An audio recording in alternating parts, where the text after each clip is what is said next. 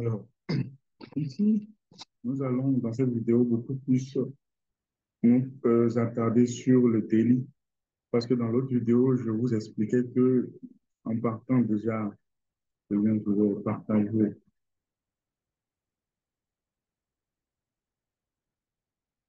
partager mon écran.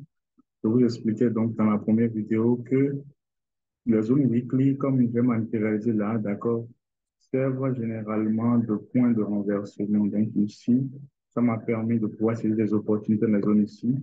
Ici, pareillement, d'accord. Oui, il y avait des opportunités ici à saisir, puisque les opportunités, en fait, nous ne les saisissons pas en weekly. D'accord? Je vous ai dit qu'on a besoin de précision. Donc, on ne peut pas saisir les opportunités en weekly. C'est beaucoup contraignant de chercher la précision et de chercher une opportunité en weekly. Les confirmations en weekly vont prendre beaucoup plus de tips alors qu'on est sur le descente. Si tu n'as pas un capital de 10 000 $, tu n'as pas un capital de 100 000 $ non plus pour pouvoir te hasarder dans ce jeu. Donc, ici, d'accord, ce qui nous intéresse, c'est de chercher un point focal à partir, d'accord, weekly. Et c'est ce que nous essayons de répéter ici. Il est juste préciser que tout ce qui nous intéresse, je vais juste effacer ce que j'ai fait en aval ici, là, pour que vous puissiez me suivre exactement. Donc, tout ça là, je fasse, tout ça, je fasse, et puis voilà.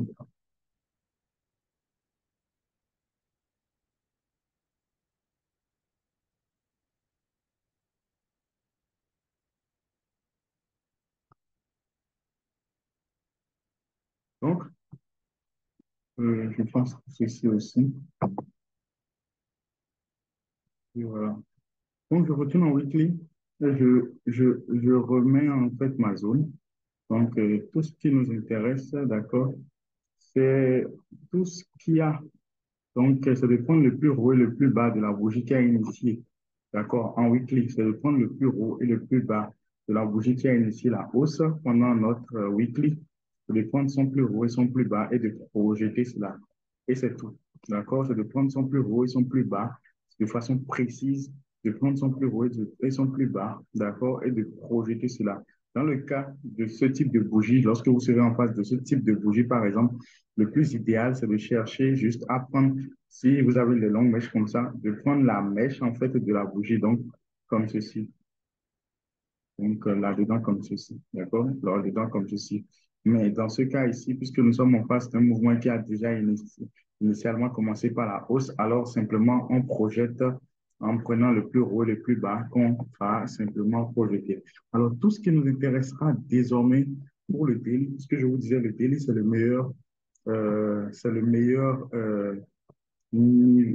bon, est-ce que je dirais niveau? C'est le meilleur time frame pour moi pour pouvoir prendre.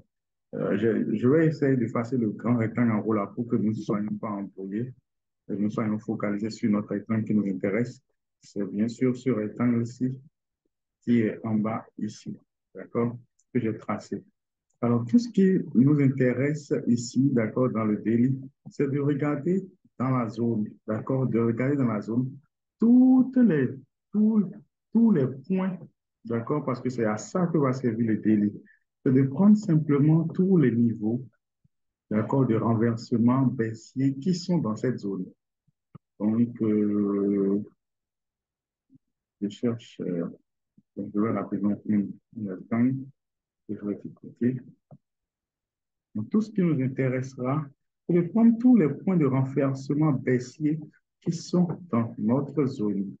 Donc, dans notre zone de weekly que nous avons précédemment identifiée, on cherchera, parce qu'on cherche la précision, les amis, n'oubliez pas. On cherchera, je précise que tout ce que je suis en train de faire, c'est valable pour si vous voulez travailler sur un plus petit time frame, d'accord? Si vous voulez travailler, vous pouvez faire ça sur du H4, descendre en H1, aller en M30. Tout ce qu'on va faire là, ça peut se dupliquer sur les plus petits time frames. Je ne sais pas si vous percevez ce que je suis en train de dire. Donc, qu'est-ce que je vais faire à ce niveau? Je vais simplement prendre de façon linéaire comme ça là, donc amortir mon rectangle de façon linéaire et identifier toutes les zones donc, qui ont constitué un point de renversement baissier, d'accord? Donc, il y a ce qui est en haut là. Il y a ça en daily, d'accord? Et je peux m'autoriser à prendre aussi ça, d'accord? Ce niveau-là, il est très proche de ma zone, donc il est prenable, d'accord? Donc, je matérialise les zones. Donc, maintenant, je peux me débarrasser de ma zone en weekly, là, j'efface pour que mon graphique ne soit pas trop chargé. Donc, voilà en fait comment je prends déjà en fait mes niveaux qui peuvent me permettre de toujours croire en la baisse en restant dans l'optique en fait du weekly. Donc, je précise en fait, je reprécise ce que j'ai fait. Je suis juste parti du mouvement qui a impulsé, d'accord, qui a impulsé ce retracement, enfin, ce mouvement avant l'impulsion là. Et donc, j'ai pris son plus haut et son plus bas à partir du weekly. Et je précise que je l'ai pris en rectangle. Donc, j'ai pris le plus haut et le plus bas. D'accord? J'ai pris le plus haut et le plus bas en partant de cette bougie-là qui a impulsé le mouvement. D'accord? Je pris son plus haut et son plus bas. Et donc, dans cette zone, je suis redescendu en délit. D'accord? Je suis redescendu en délit et j'ai cherché dans toute cette zone-là tout ce qui était point. Je précise ici que tout ce qui est point de renversement baissier, d'accord, il faut matérialiser. Tout ce qui est point de renversement baissier, il faut matérialiser. Et c'est pour ça que j'ai matérialisé ce qui avait est-ce que j'ai tracé? Non, c'est ça, c'est la ligne que j'ai pris pour déplacer pour amener en weekly. Sinon, j'avais matérialisé cette ligne. J'ai matérialisé ici, cette zone aussi. D'accord? J'ai matérialisé cette zone qui était dans notre rectangle, bien sûr. Et donc, je vais la rematérialiser, évidemment.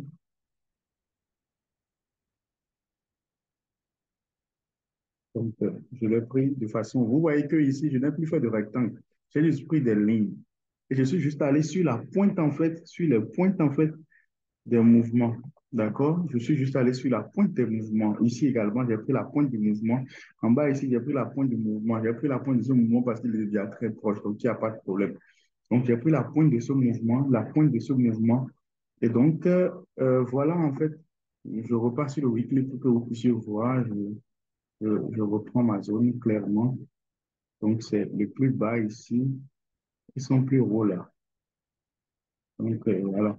C'est ça la zone du weekly. Et maintenant, là-dedans, je vais chercher simplement toutes les zones et je vais les matérialiser de façon linéaire avec de très petites lignes. Je n'ai plus besoin de gros rectangles là. Donc, si je peux les prendre par les corps, je les matérialise. Si je peux les prendre par les mèches, je les matérialise, d'accord?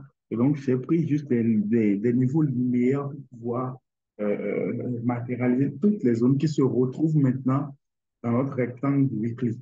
Je précise et j'insiste sur le fait que ce mode de travail, en fait, d'accord, je l'ai expérimenté aussi sur les plus petits time frames, ça passe. Juste que moi, je ne suis pas très à l'aise à travailler sur les plus petits time frames parce que ça nécessite qu'on prenne beaucoup de positions. Quand je dis beaucoup de positions, je ne parle pas de nombre, mais il faut être en train de chercher beaucoup d'opportunités. Faut pas prendre ceci, tu vas rester là-dedans peut-être pendant une journée. Demain, tu seras obligé de chercher une autre opportunité. Après, demain, une autre opportunité. Et ce n'est pas forcément moi le style de training que j'affectionne. Moi, je préfère prendre une, deux, trois saisir une opportunité, renforcer ça au milieu et donc pouvoir être capable de rester là-dessus pendant un mois, 2 mois, ça me donne la paix du cœur. Je me concentre sur autre chose, je me concentre sur mes formations, je me concentre sur mes autres activités, je me repose, je dors et je profite en fait, d'accord? Je vois qu'à d'autres occupations pendant que ma position va peut-être faire 3 mois, 4 mois, 5 mois, j'aurai l'occasion de me concentrer sur d'autres challenges en fait. Donc, être en train de traiter tous les jours, c'est pas forcément ce que j'apprécie. Donc, la méthodologie est bien valable, elle est bien valable sur les plus petits thèmes, mais à cause de ma façon d'être organisé, de m'organiser, je n'ai pas forcément envie d'être en train de chercher une opportunité tout le temps. Donc, voilà un peu donc, les zones que nous avons retenues. Donc, on peut se passer de notre rectangle du weekly, donc on s'en débarrasse. Si vous êtes sur, vous voulez faire le même travail sur, par exemple, H4, vous pouvez commencer en identifiant les mouvements de fond, d'accord, et les zones qui sont pour vous les références, en prenant le plus haut, le plus bas, en allant en H1 ensuite pour pouvoir délimiter vos zones. Et ensuite, on va descendre un peu plus pour continuer, d'accord, dans l'acte qui va constituer à peaufiner en fait notre entrée, parce que c'est de ça il s'agit. Il ne faut pas oublier que le principe ici, c'est de pouvoir trouver une très bonne entrée, la plus précise qui soit. Donc, je vais arrêter cette vidéo à ce niveau et je continue dans la prochaine.